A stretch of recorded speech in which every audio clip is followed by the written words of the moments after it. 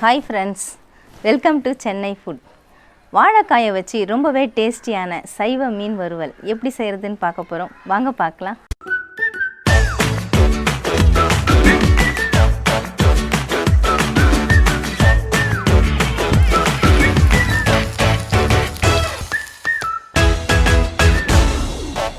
சைவ மீன் வறுவல் செய்யறதுக்காக நான் 2 வாழைக்காய் எடுத்துர்க்கேங்க.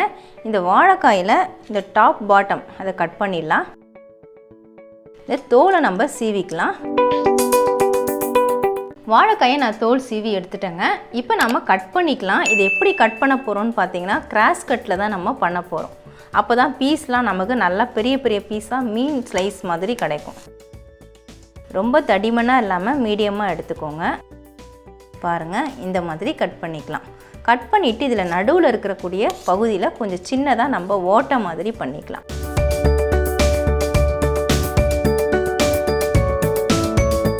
இந்த மாதிரி ஓட்டை மாதிரி போட்ட உடனே இதை பார்த்தீங்கன்னா மீன் வறுவல் நம்ம வறுத்து வச்சா எப்படி இருக்குமோ அந்த மாதிரி இருக்கும் இந்த ஸ்லைஸ். அதுக்காக தான் நம்ம இந்த மாதிரி ஓட்டை போடுறோம். இதே மாதிரி தான் நான் எல்லா பீஸையும் ரெடி பண்ணிக்க போகிறேன். நறுக்குன வாழைக்காய் துண்டுகளை நம்ம வேக விட போகிறோம். வேக வைக்கிறதுக்காக நான் இட்லி பாத்திரம் வச்சுருக்கேங்க. நம்ம இட்லிலாம் வேக வைக்கிறதுக்கு தண்ணி வைக்கிற மாதிரி நான் 2 டம்ளர் அளவுக்கு தண்ணி ஊற்றி வச்சுருக்கேன். நல்லா பாத்திரம் சூடாகிற வரைக்கும் ஹை ஃப்ளேமில் வச்சுக்கோங்க. அதுக்கப்புறம் மீடியம் ஃப்ளேமில் வச்சுக்கோங்க. இந்த துண்டுகளை இதில் வச்சிடலாம்.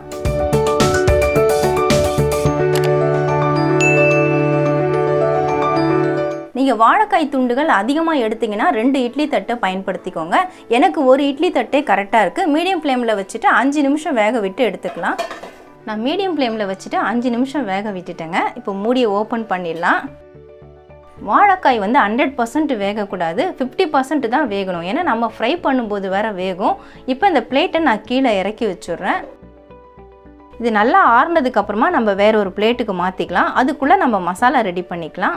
மசாலா ரெடி பண்ணுறதுக்காக ஒரு பவுல் எடுத்துக்கோங்க. 1/4 ஸ்பூன் மஞ்சள் தூள், 1/2 spoon garam masala powder, 3/4 spoon அளவுக்கு நான் தனி மிளகாய் தூள் சேர்க்குறேன். உங்களுடைய காரத்துக்கு தகுந்தப்போல நீங்கள் சேர்த்துக்கோங்க. கலருக்காக நான் 1 ஸ்பூன் அளவுக்கு காஷ்மீரி சில்லி சேர்க்குறேன். இது நல்லா கலர் கொடுக்கும், ஆனால் காரம் இருக்காது. உங்களுக்கு வேணும்னா நீங்கள் ஃபுட் கலர் கூட சேர்த்துக்கலாம். உப்பு தேவையான அளவு சேர்த்துக்கோங்க. நான் 1/2 ஸ்பூன் அளவுக்கு சால்ட்டு சேர்க்குறேன். 1/2 ஸ்பூன் அளவுக்கு இஞ்சி பூண்டு பேஸ்ட். அடுத்ததாக 1 ஸ்பூன் அளவுக்கு அரிசி மாவு அதை சேர்த்துக்கிறேன். பச்சரிசி மாவு தான் சேர்க்குறேன். நீங்கள் எந்த அரிசி மாவு வேணாலும் சேர்த்துக்கலாம். 1 ஸ்பூன் அளவுக்கு கடலை மாவு. வாழைக்காயில் நல்லா பைண்டிங் ஆகும், அதுக்காக தான், நல்லா கோட் ஆகிறதுக்காக தான் சேர்க்குறோம். 1 ஸ்பூன் அளவுக்கு சோள மாவு. எல்லாத்தையும் சேர்த்துட்டு நல்லா மிக்ஸ் பண்ணிக்கலாம்.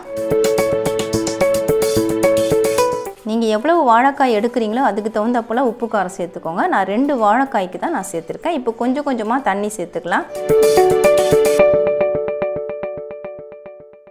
ரொம்ப திக்காக இருக்குது, நான் இன்னும் கொஞ்சம் தண்ணி சேர்த்துக்கிறேன். நம்ம மீன் வறுவலுக்கெலாம் மசாலா ரெடி பண்ணுற மாதிரி தான் இது.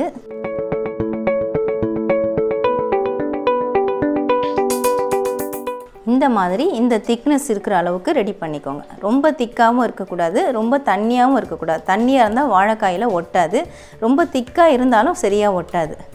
இந்த மாதிரி ரெடி பண்ணிக்கோங்க. இப்போ வேக வச்சு ஆற வச்ச வாழைக்காயை இதில் சேர்த்துக்கலாம். நீங்கள் நினைக்கலாம் எதுக்கு வேக வச்சு செய்யணும், அப்படியே பச்சையாகவே செஞ்சுட்டு போகலாமேன்னு. பச்சையாக செஞ்சு நம்ம வறுக்கும் பொழுது வாழைக்காய் கொஞ்சம் ஹார்டாக இருக்க மாதிரி இருக்கும். இந்த மாதிரி வேக வச்சு செய்யும் பொழுது மீன் வறுவல்லாம் எந்த அளவுக்கு ஒரு சாஃப்ட்னஸ் கிடைக்குமோ, அந்த புட்டு சாப்பிடும்பொழுது அந்த சாஃப்ட்னஸ் நமக்கு இதில் கிடைக்கும். அதுக்காக தான் இந்த மாதிரி செய்கிறோம். ஒரே மாதிரி செய்யாமல் இந்த மாதிரி டிஃப்ரெண்ட்டாக செஞ்சு கொடுக்கலாம். நம்ம மீன் வறுவல்னு சொல்லி கூட அவங்கள வீட்டில் இருக்கிறவங்கள ஏமாற்றலாம். அதுக்காக கூட நீங்கள் இதை செய்யலாம். இந்த மாதிரி பெரட்டி எடுத்துக்கோங்க. இதே மாதிரி தான் நான் எல்லா வாழைக்காயும் இந்த மசாலாவில் போட்டு பெரட்டி எடுக்க போகிறேன். வேக வச்ச வாழைக்காய் துண்டுகள் எல்லாத்துலேயுமே மசாலா போட்டு வச்சுட்டேங்க. உங்களுக்கு டைம் அதிகமாக இருந்தால் இதை நீங்கள் 1/2 மணி நேரம் வரைக்கும் ஃப்ரிட்ஜில் வச்சு ஊற விடலாம். அப்படி டைம் இல்லைனா குறைஞ்சது 10 நிமிஷமாவது நீங்கள் ஊற விட்டுட்டு ஃப்ரை பண்ணிங்கன்னா தான் ரொம்பவே டேஸ்ட்டாக இருக்கும். நான் 10 நிமிஷம் ஊற விடுறேன், மூடி போட்டு விட்டுறேன். வாழைக்காயை நான் 10 நிமிஷம் ஊற விட்டுட்டேங்க. இப்போ ஃப்ரை பண்ணுறதுக்காக தவா வச்சுருக்கேன். தவா நல்லா சூடாகிடுச்சு. 1 டேபிள் ஸ்பூன் அளவுக்கு ஆயில் சேர்த்துக்கலாம். நம்ம ஷாலோ ஃப்ரை தான் பண்ணுறோம், டீப் ஃப்ரை பண்ணலை. இந்த ஆயில் நல்லா ஸ்ப்ரெட் ஆகிற மாதிரி லைட்டாக இந்த மாதிரி சுழட்டி விட்டுக்கோங்க. ஒவ்வொரு வாழைக்காய் துண்டுகளாக நம்ம இதில் சேர்த்து விட்டுக்கலாம்.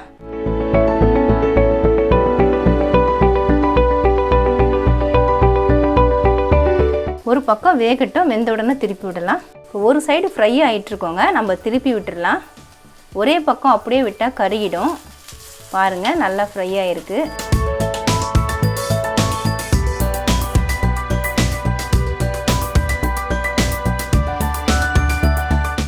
பக்கமும் ஒரு நிமிஷம் ஃப்ரை ஆகட்டும். மீடியம் ஃப்ளேம்லேயே வச்சுட்டு ஃப்ரை பண்ணிக்கோங்க, அப்போ தான் கருகாது. வாழைக்காய் பீசஸ் எல்லாமே நல்ல கோல்டன் கலரில் செவந்து வந்துருச்சுங்க. 2 பக்கமும் ஒரு நிமிஷம் வச்சுட்டு கலர் வர வரைக்கும் நீங்கள் எடுத்துக்கிட்டா போதும். இப்போ நான் பிளேட்டுக்கு மாற்றிக்கிறேன்.